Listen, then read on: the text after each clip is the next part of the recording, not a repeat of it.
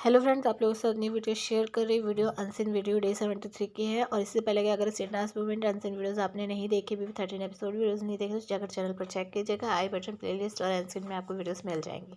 चलिए, सबसे पहला अनसीन आप लोगों के साथ शेयर कर रही हूँ। यहाँ पर सना और मोमो, इनकी आपस में कॉन्वर्सेशन हो रही होती है। और यहाँ पे सना जो है वो बोलती है कि हाँ, तुम लोग जो है कितने लकी हो, क्योंकि कल सलमान सर ने तुम लोगों के साथ बहुत देर तक बात करी थी वीकेंड के बार पे। तो यहाँ पर मोमो रिप्लाई करती है कि हाँ बेबी, अगर हम लोगों से मतलब इतनी बात नहीं की होती तो हम लोगों की वो जो कल वाट लगी है ना, वो ना लगती मेरी और इसकी, यानी कि अरहान की। वो सामने लेटा हुआ होता है। तो यहाँ पे सना फिर पूछती भी है कि सलमान सर कैसे हैं सामने से देखने में, मतलब जब तुम आए थे वो घर के अंदर तो तुमने बात करी थी उनसे। तो यहाँ पे बोलती है मम्मू कि बहुत हैंडसम है और बहुत अच्छे हैं, बहुत प्यारे हैं। जितने अच्छे और प्यारे वो सामने देखने में, उतने ही दिल के हैं। तो यहाँ पर सना बोलती है वो मैं कल ही समझ गई थी, क्योंकि उनको ज़रूरत नहीं थी। अगर वो अच्छे ना होते तो वो घर के अंदर आकर तुम लोगों को समझाते नहीं। और फिर उसके बाद यहाँ पर सना पूछती है कि तू मतलब उनको जानती है पहले से। तो यहाँ पर मोमो कहती है कि हाँ, बहुत पहले से, मतलब काफ़ी टाइम से। यहाँ पे बीच बीच में ना मोमो जो है बिल्कुल दबी दबी आवाज़ में बात कर रही थी।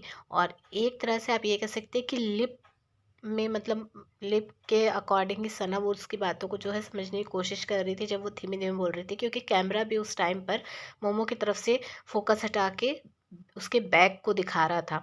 मतलब जो वो लिप में, माउथ में ही जो बोल रही थी, वो दिखा नहीं रहा था कैमरा उस टाइम पे। तो सना यहाँ पे वो वर्ड को बोलती भी है कि हाँ चलो छोड़, और सब क्लियर हो गया ना। तो यहाँ पर बोलती है मोमो कि हाँ, और कहती है कि मतलब सलमान ने ही इसको जो बुद्धि दी, और अगर वो ना बुद्धि देते ना तो ये कब की जो कुछ ना कुछ अपने साथ कर लेती। तो मतलब मेरे को इस बात पे विश्वास नहीं हो रहा था कि ये बंदी अपने साथ कुछ कर सकती है। देखो, वैसे तो नहीं पता कि दिमाग का इंसान का कब क्या हो जाए, लेकिन इसकी हरकतों से या ऐसा कुछ देख के नहीं लगता कि ये बहुत ज़्यादा किसी को इस हद तक चाह सकती है कि अगर वो उसकी वजह से ही अपने आप को कुछ नुकसान पहुंचा सके। वेल, आप लोगों को क्या लगता है मुझे कमेंट करके इस बारे में ज़रूर बताइएगा। दूसरा आंसर शेयर कर रही हूँ। यहाँ पर जो आप देख सकते हैं सामने पग्गा है, साथ में उसके अब्दुल्ला और भाऊ, ये लोग बैठे हुए हैं गार्डन एरिया में। लेकिन यहाँ पे जो बात हो रही होती है वो चिट्ठी को लेकर ही हो रही होती है। यहाँ पर बग्गा बोलती है कि मेरी जो चिट्ठी अगर कोई फाड़ता ना तो मैं उस चीज़ पर कोई रिएक्ट नहीं करती, क्योंकि मैं उस चीज़ को समझती। मुझे वैसे ज़रूरत थी, मैं चाहती कि मुझे मिलती, लेकिन मैं ये भी समझती सामने वाले को, बंदे को, कि हाँ वो गेम खेल रहा है, वो अपनी अपने हिसाब से वो चीज़ें कर रहा है। तो यहाँ पर अब्दुल्ला कहती है कि नहीं, और मैं होती तो मैं ऐसा नहीं करती। और जैसे कि कल मैंने जो है शेफाली को बोला था जाके कि मेरी चिट्ठी तो फाड़ देना। और फिर यहाँ पे बोलते कि मतलब उसको ज़रूरत नहीं है, क्योंकि वो स्ट्रांग है, लेकिन वो इतनी ज़्यादा स्ट्रांग नहीं है जितनी कि आसिम है और जितनी रश्मि है। तो इतनी ज़्यादा स्ट्रांग नहीं है। और ये हो सकता है कि निकलने के चांसेस हो बग्गा के, सॉरी शेफाली के, इस वजह से उसने वो चीज़ बोली थी कि मेरी चिट्ठी फाड़ देना। वैसे तो मुझे इस बात पे बिल्कुल भी यकीन नहीं है कि अब्दुल्ला की अगर कोई चिट्ठी फाड़ दे तो ये बिल्कुल शांत बैठे। और जब ये वर्ड ये बोलती है, जब तारीफ़ों के पुल बांधती है रश्मि के, और कहती है कि मतलब रश्मि जितना जहरीली वाली जो है स्ट्रांग नहीं है, तो क्योंकि फिर उसके बाद कहती है कि उसकी फ़ैन फॉलोइंग जो है बहुत ज़्यादा है रश्मि की। तो यहाँ पर भाव उस बात पर रिएक्ट करता है, कहता है कितनी फ़ैन फॉलोइंग है। तो यहाँ पर बोलती है कि अरे 2 मिलियन है और अब जो है वो 3 मिलियन हो गया होगा। तो जिस पर यहाँ पर भाव बोलता है अच्छा, कितने साल से काम कर रही है। तो मतलब वो एक टॉन्ट की तरह वो चीज़ बोल मारता हुआ दिखाई दिया है रश्मि के लिए। और यहाँ पर फिर अब्दुल्ला बोलती है कि भाव काम तो वो बहुत टाइम से कर रही है, उसने 8 साल तो सिर्फ उतरन ही किया था और उसके बाद अब तक कर रही है। तो यहाँ पे उस बात पर ये जो है बग्गा वो उसके गालों को सराहने लगती है भाव के।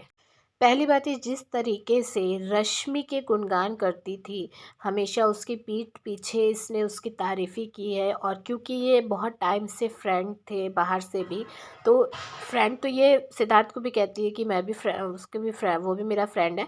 तो ये उसके कभी इस तरह से उसने तारीफ़ नहीं की मेरे हिसाब से, जिस तरीके से ये रश्मि के हमेशा गुणगान गुणगान गाती रहती थी।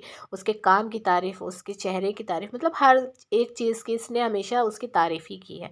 और दूसरी बात ये कि जब ये बिग बॉस में आ रही होगी तो इसने जो है सारे घर वालों के इंस्टा में कितने फॉलोवर हैं वो ज़रूर चेक किए होंगे, क्योंकि तभी इसको सबके फॉलोवर्स अच्छे तरीके से पता थे।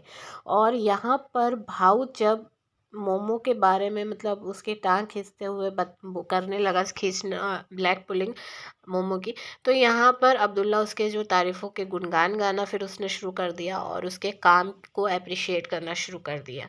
तो यहाँ भाव का एक तरीके से सिर्फ ये कहना था कि इतने सालों से अगर आप काम कर रहे हो तो 2 मिलियन फॉलोवर बहुत कम है।